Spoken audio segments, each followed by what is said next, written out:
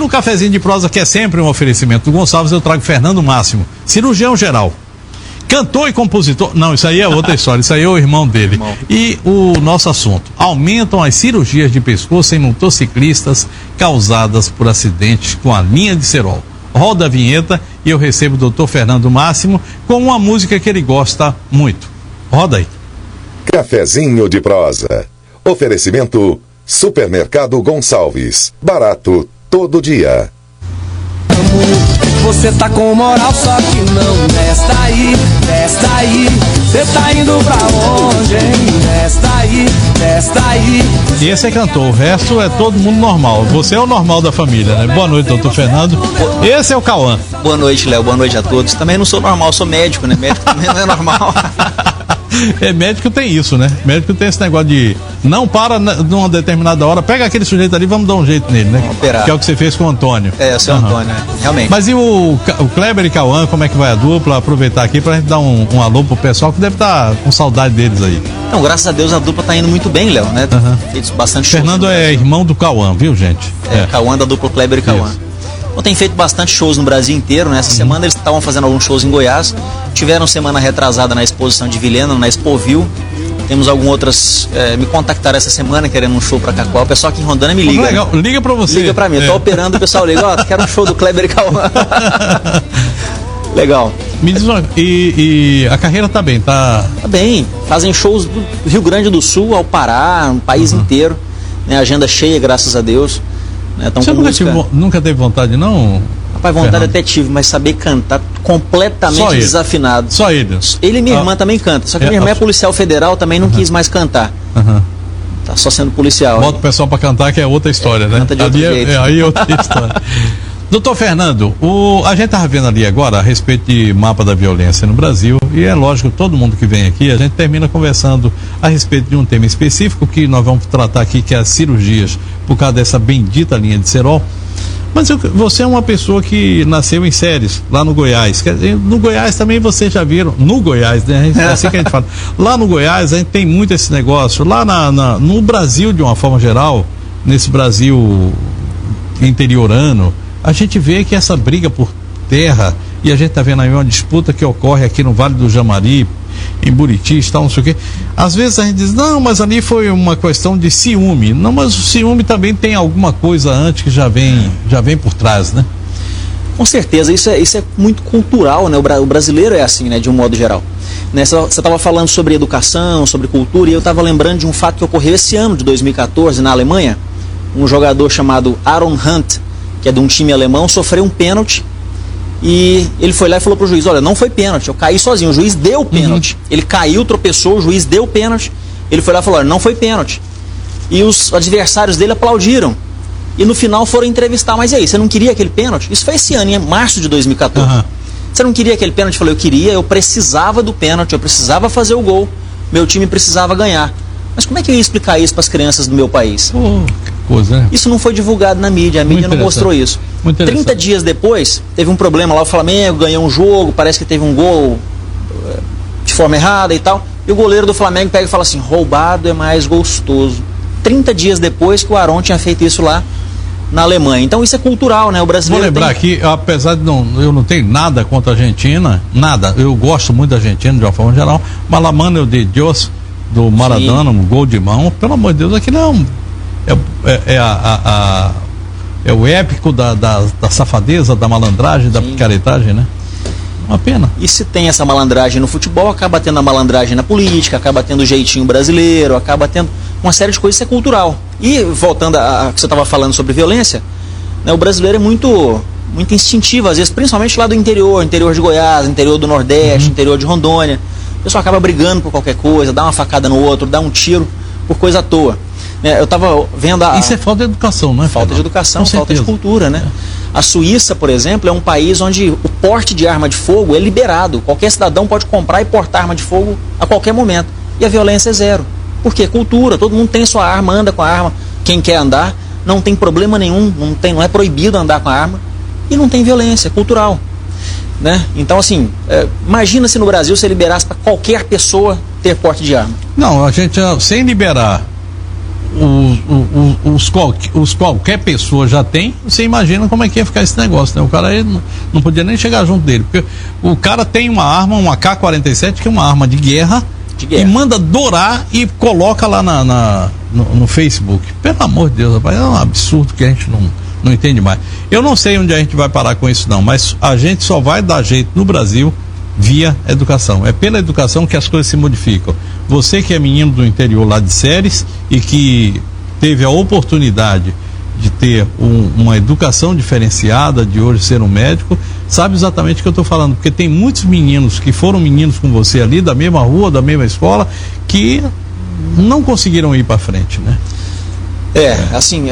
Houve muito esforço, né? Família e tal, e a gente conseguiu chegar. E até esses dias eu estava vendo, eu fui lá em Goiás passear, visitar minha família, e encontrei um colega de turma, e ele não teve como me abraçar, não teve como pegar na minha mão, porque ele estava carregando o lixo de um caminhão de lixo, ele era gari do caminhão.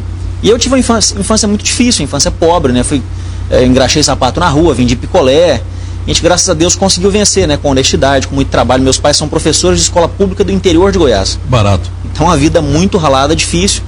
Né? Isso é legal, isso é bacana, poder dizer isso, né? Que um dia eu engraxei sapato, que eu vendi picolé na rua. E graças legal. A Deus, hoje, a gente não é muita coisa, mas pelo menos tem um curso superior, consegue ajudar outras pessoas, né? Mas Fernando, é o seguinte, a gente não é muita coisa, a gente é uma pessoa como outra qualquer, mas é o seguinte, esse tipo de coisa, quando você fala, isso termina dando um efeito multiplicador. Sabe por quê? Porque é através da educação. Você não seria o médico que é se não fosse através da educação. Lógico, você tem o seu esforço recompensado, você tem o esforço dos seus pais e dos amigos que fizeram alguma coisa para você ir para frente, mas a gente tem muito isso aí assim também. Olha, eu tinha um foco, mas é a educação, é o fato de estudar, de parar, perder lá algumas horas para ficar em cima do livro que te leva a isso. E é o seu caso e é o caso de muita gente que está nos assistindo aí agora. E é o caso de muita gente que a partir de agora vai dizer o seguinte: olha, eu quero ser igual a ele ali, igual o doutor Fernando. É possível. Eu tenho aqui um amigo, tem inúmeros casos, mas eu vou citar um aqui que há poucos dias esteve aqui comigo. Hélio Vieira. Hélio Vieira foi gari, tá? E depois foi presidente da OAB. Você vê só uma coisa, como é que a gente pode chegar. Esse país dá oportunidade a quem quer. Esse país tem espaço para quem quer. Agora, nós temos que traçar nossos caminhos e nós temos que perseverar. Perseverar, né, Antônio? Que é o nome. Para quem é evangélico gosta muito disso. É perseverar, é ir em frente. Antônio está aqui com a gente. Daqui a pouco a gente vai mostrá-lo. E o Antônio é uma dessas pessoas que foi vítima dessa história da linha do Serol. Como é que foi essa história dele e o que a gente pode falar a respeito disso, porque esse é um assunto que a gente vai debater muito mais aqui. O Serol tem vitimizado uma série de pessoas no Brasil inteiro, né? Inclusive no dia que a gente operou o seu Antônio, morreu um paciente em Goiás. Se vocês quiserem colocar as imagens do Antônio no ar, são imagens meio fortes. Olha que interessante. É o seguinte, primeiro é o seguinte, o Antônio está aqui, está firme, não tá sequelado nem absolutamente nada. Ele está aqui muito bem, daqui a pouco ele vai conversar com a gente. Mas essas imagens são terríveis. Fortes, né? Tá aí, ó. Esse aí é o pescoço do Antônio. Exato. Olha a camisa dele, interessante que essa camisa dele é branca. Olha a cor que ela ficou de sangue. Você tem ela ainda, Antônio? Guardou ou não? Ela ficou no hospital. Nunca mais. Uhum. Então ele foi vítima, né, dessa arma que hoje o pessoal utiliza muito, que é o Serol, né, que tem vitimizado, que tem matado, que tem deixado muitas pessoas deficientes. E ele, assim, algumas pessoas acreditam que foi sorte, outros acreditam que foi Deus e tal, mas tudo correu para dar certo, para que ele escapasse. Na hora que a linha cortou o pescoço dele, seccionou as duas veias jugulares. Primeiro que ele estava próximo ao hospital. Qual foi a linha? Foi linha com Serol ou foi essa linha chinesa? Chilena. Chilena, essa chilena. Provavelmente a gente não tem certeza absoluta. Provavelmente. Não estava lá. Mas você, quando fez a cirurgia, não tinha caco de vidro, né? Então não deve ter sido Serol. A gente não conseguiu identificar caco de vidro, até porque estava sangrando muito. Nossos objetivos eram outros, né? Tinha que tentar parar aquele sangramento e tentar salvar a vida dele, que ele perdeu praticamente todo o sangue do corpo, né? O Antônio tá aí, ó. Bota aí a cara dele na tela, viu? Vou te contar. Perdeu muito, né? Ele perdeu muito, e é aquela história, né?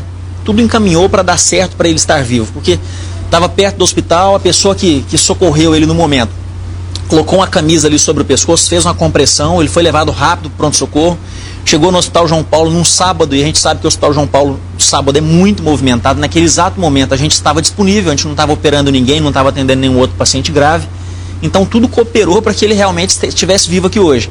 Né, passou por várias transfusões de sangue, foi operado às pressas na cirurgia de emergência, né, e acabou, graças a Deus, saindo vivo, né, apenas com uma cicatriz grande ali no pescoço, que é uma marca que ele vai levar para o resto da vida, mas eu acho que é uma marca de um dia que ele renasceu, né? Até estava brincando com ele, que ele falou que nasceu em Minas. Eu falei, nasceu a primeira vez em Minas, a segunda em Rondônia.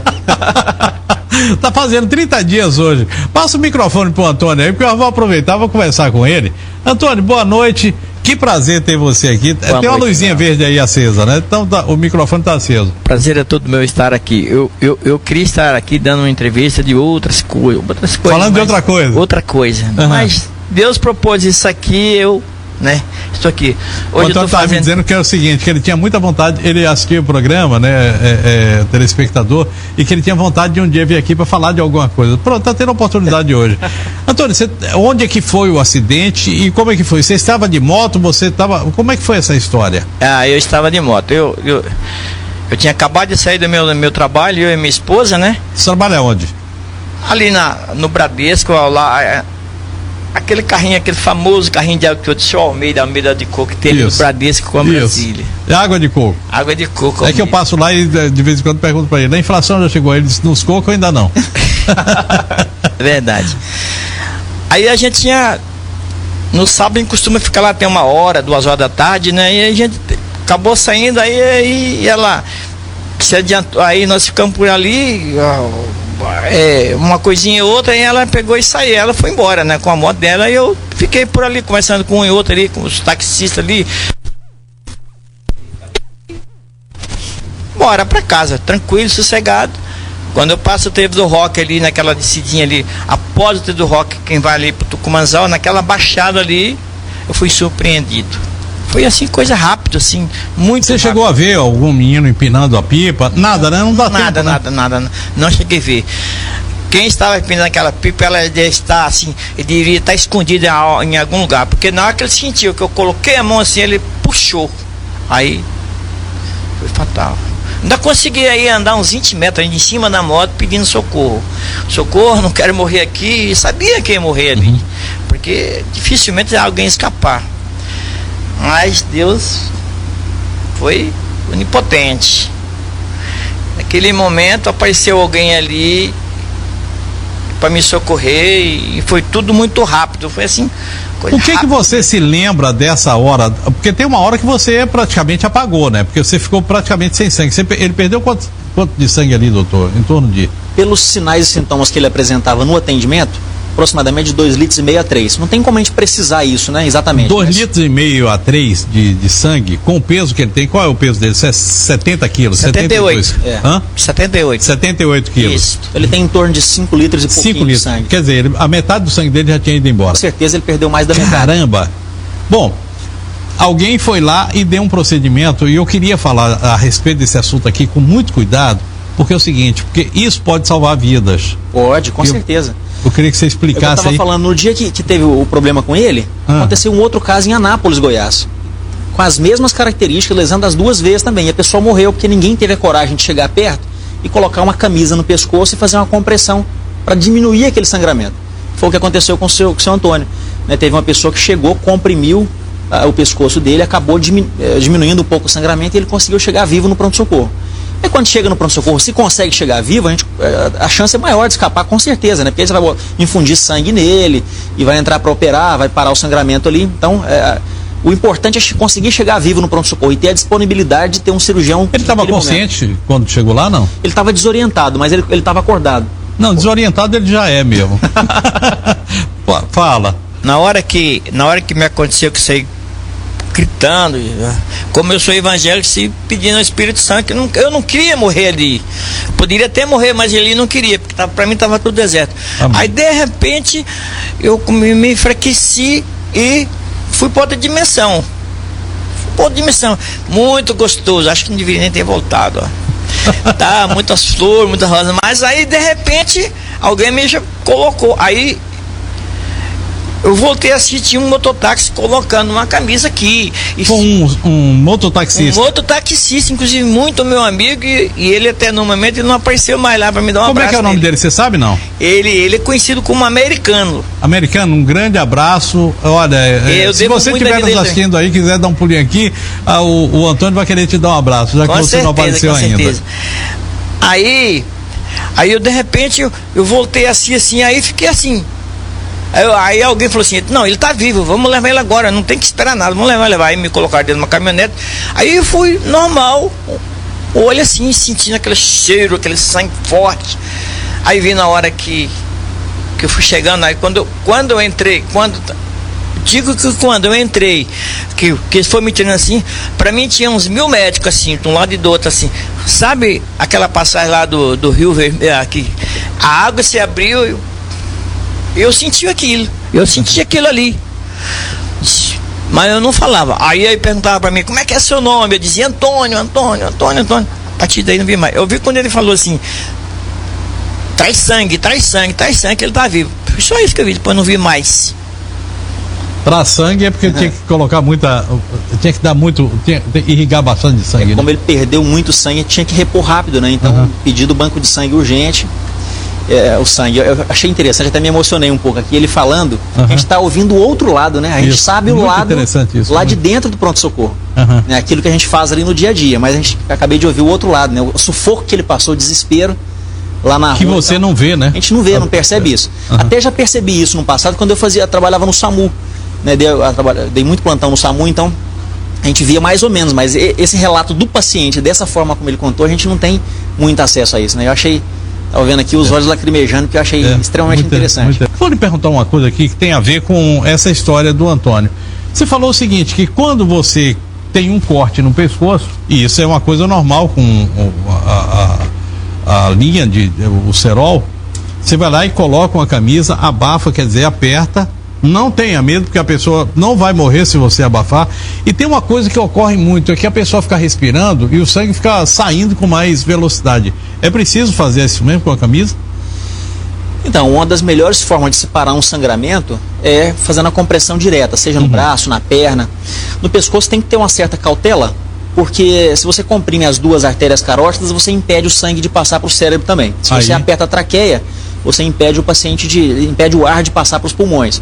Então tem que ter uma certa cautela, mas foi importante no caso do seu Antônio, e é importante que a pessoa que for socorrer coloque um pano ali em cima e tenta dar uma apertadinha para diminuir o sangramento, sim. Queria lembrar mais aqui o seguinte, o Antônio, na hora que quando ele teve o corte, o corte aconteceu no pescoço, ele levou a mão para tirar a linha e ter um corte bem razoável, um corte grande ali assim, relevante na ponta do dedo, quase que a falange vai embora também, né? Os 3 dedos. Ele cortou 3 dedos. Instinto, né? A linha tá machucando o pescoço, o instinto dele foi tentar tirar aquela linha. E ele perguntando a respeito disso, se você tem um sangramento muito forte, onde quer que seja, você faz isso. A gente tem algumas outras veias, por exemplo, a veia femoral, que é essa da perna aqui, que fica na coxa, que se uma pessoa tomar um corte, um tiro, qualquer coisa ali assim, ela pode morrer por se esvair sangue a partir daquela veia.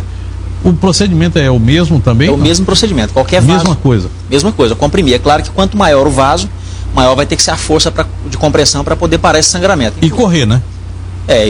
O mais rápido possível. Porque alguém vai ter que fechar. Tem que fechar, você tem que ver qual tipo de reparo que vai ser feito nessa veia, né? Ou artéria que seja. Né? Às vezes tem que colocar prótese, às vezes tem que colocar uma outra veia. Às vezes só dando ponto consegue resolver. Perfeito. Me diz uma coisa, você que trabalhou em SAMU e principalmente atuando nessa área aí de revascularização, os acidentes com motocicleta, principalmente bicicleta e pipa, são frequentes? São muito comuns, principalmente nessa época do ano, que é a época de férias, é uma época de tempo, clima seco, né, bastante vento, então as crianças começam a soltar muitas pipas. Não são só crianças, tem muito adulto que soltam.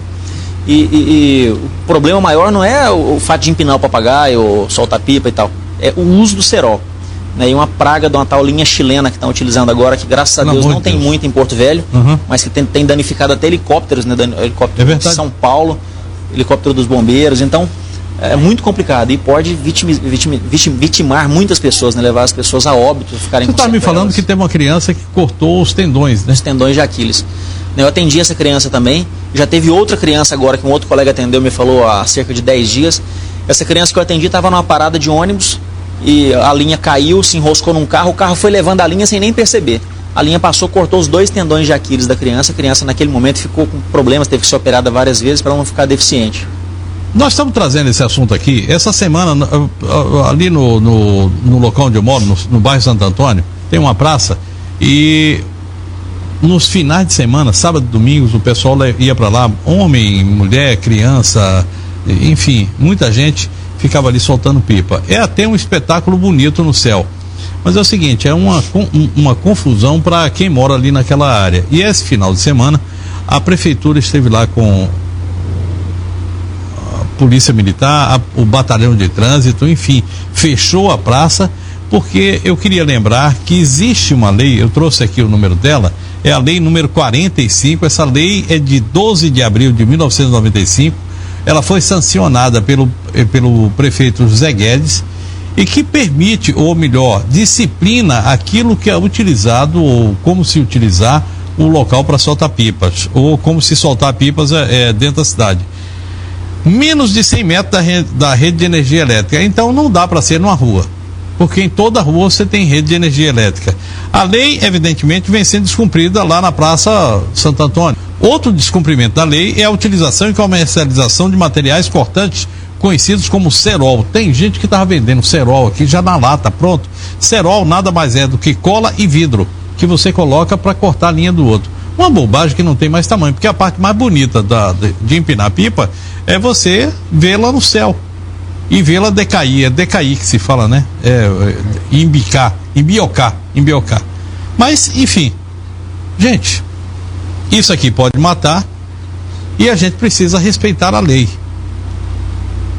Eu acho que está na hora da prefeitura ou dos órgãos ou alguém aí descobrir onde é o local, criar um espaço para que você possa fazer a prática de soltar pipa.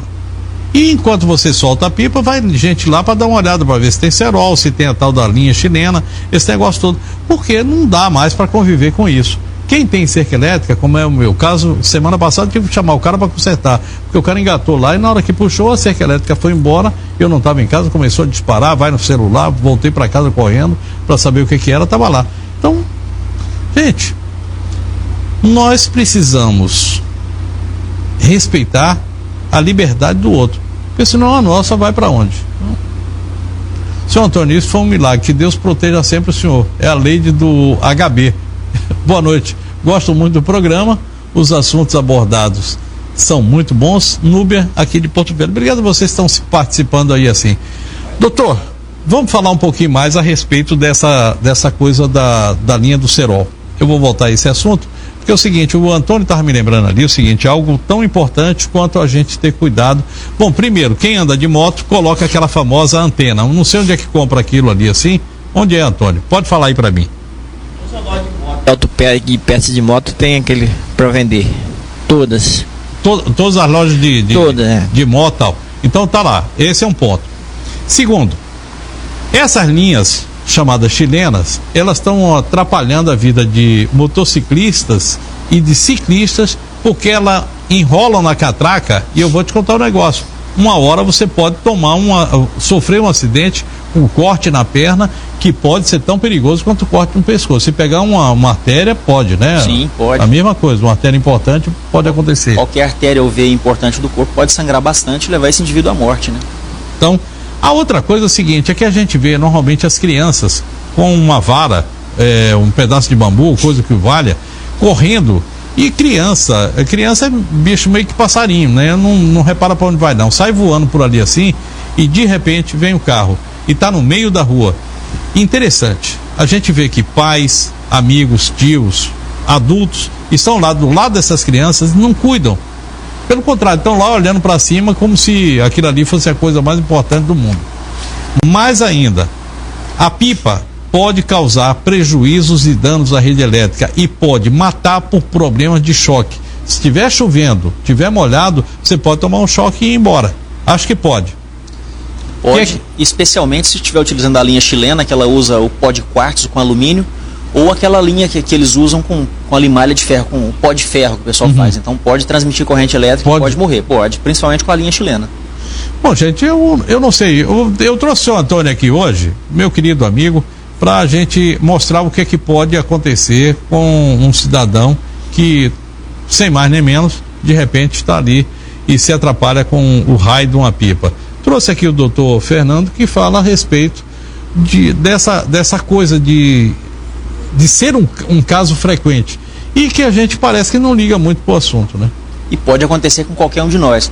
Motociclista, ciclista, pedestre, transeunte, qualquer pessoa que pode estar andando pela rua, como essa criança que eu atendi há pouco tempo. Pegou, adeus viola, né? Não tem jeito. Pode levar. Fala, senhor Antônio, você ia falando alguma coisa aí.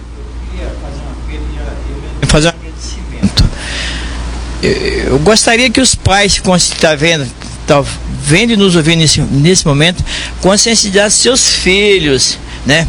Ao invés de comprar, ir lá na vendinha e comprar essa linha, esse coisa para agradar o filho, compra uma bola. Ou melhor, compra um caderno e faz ele estudar. É isso que tem que fazer. Porque ele não pode acontecer ele próprio, outros pode acontecer com ele próprio, pode com seu irmão. É muito triste isso aí, que você deixa um trauma muito grande. Ali na BR tem homem barbado. Homem, você passa lá, tá lá. Ele não tá sabendo o que tá com uma diversão e pode causar um grande dano na gente, certo? E, aproveitando, quero agradecer aqui a minha esposa, que foi atuante, agradecer aqui o meu líder, meu futuro pastor, agradecer o pessoal da minha igreja, todos aqueles que oraram, aqueles que rezaram, que me visitaram. Eu fico muito feliz pelas visitas, pelos telefonemas que fizeram, né? Olha, é o que me deixa feliz isso aí, certo? Muita gente orou. Eu tenho filhos nos Estados Unidos que ligou para mim, que viu essas imagens, ficou contando. Da Bahia, eu tenho amigo e cliente da Bahia ligando: rapaz, o que aconteceu com você tá vivo? Tô vivo, graças a Deus. Quero agradecer a Deus, agradecer aquele pessoal que me acudiram lá, que foram, né? E esse homem aqui, eu devo a vida para ele. Eu tenho uma consideração muito grande por ele. Às vezes, bota uma água de coco agora de graça, né? Com certeza ele vai tomar água de graça. Eu vou obrigado, Antônio, obrigado a você. Obrigado a você por ter vindo aqui. Obrigado, eu que agradeço. Eu acho que a gente podia ter feito esse programa aqui falando a respeito desse assunto, que a gente já vinha tentando fazer já há algum tempo. Mas é o seguinte, na hora que você tem um caso específico, aí ele se torna mais contundente. Era um assunto que a gente já ia trazer para cá, mas de alguma forma a coisa fica mais real dessa forma. Você queria mandar um agradecimento aí, não sei para quem, mas... Esse negócio de zap, né? O WhatsApp, a gente acaba viciando nesse negócio. E aqui, no intervalinho, olhando aqui, muita gente pedindo recadinho aqui. Doutora Regina Berti, um grande abraço. Doutor Ike Cabral, doutor Rached, pessoal da Unimed, os estudantes lá da Faculdade de São Lucas, da Finca, os meninos da Liga de Cirurgia estão mandando abraço aqui. O Rony Erison, a Mirlene lá do INSS. Então tem bastante gente mandando recado, o pessoal realmente assistindo o programa. E eu me sinto na obrigação de estar olhando o Zap aqui e corresponder com eles lá. E olha, obrigado. A gente quer agradecer a todos vocês que participaram do programa e em especial a gente quer mandar um abraço aqui a essa turma eu não sei como é que é o nome não, mas lá nos Estados Unidos se usa o termo paramédico.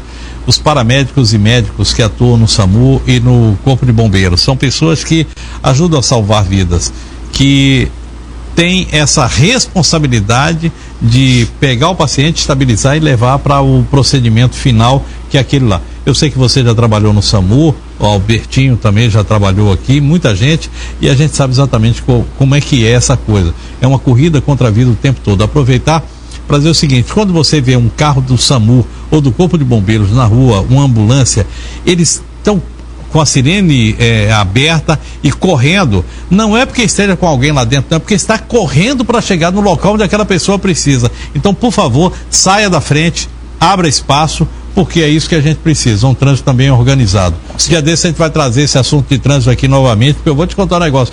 Final de semana, de novo, nós tivemos problema nessa cidade.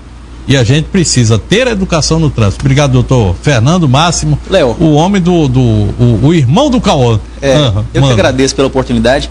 Gostaria de lembrar que a gente abriu uma campanha no Facebook, né? A gente botou algumas fotos do seu Antônio com autorização dele e conscientizando as pessoas a não utilizarem o cerol, conscientizando as pessoas a denunciarem aqueles casos, aquelas pessoas que estão utilizando, tentar diminuir, né, o uso dessa arma que pode ser mortífera, que é o cerol. Então quem puder entrar lá no meu Facebook, Fernando Máximo ou Fernando Máximo 2, puder compartilhar, né, mostrar para os seus amigos, curtir, é interessante porque mais pessoas vão acabar vendo isso aí e a chance de diminuir o uso dessa peste que é o cerol é bastante grande. Então, olha, o que a gente quer é que todo mundo se divirta, mas com responsabilidade. A gente vai encerrando o Tempo Real de hoje e iniciando a semana, e eu quero convidá-lo para que amanhã você fique muito bem informado. Às 6h50 da manhã você confere o programa Novo Dia com Renata Beccaria e Adilson Honorato. A gente encerra o programa com a fase da telespectadora Fernanda de Souza, que mora em Vilhena. Acredita em milagres, mas não dependa dele, diz ela. Boa noite, bom sono e bons sonhos. E uma música que foi pedida pelo Wesley, é isso mesmo? Wesley de Castro, que é bairro Flor do Alto e Pontes Pinto. E qual é a música mesmo, gente? Águas Profundas. Boa noite, gente. Fiquem com Deus. Fim de papo.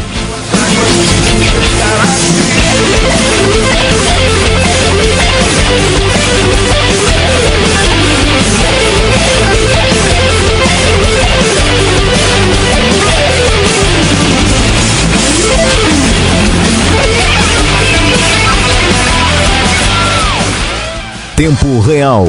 Oferecimento Romanel. Você é a joia. Romanel, o seu complemento.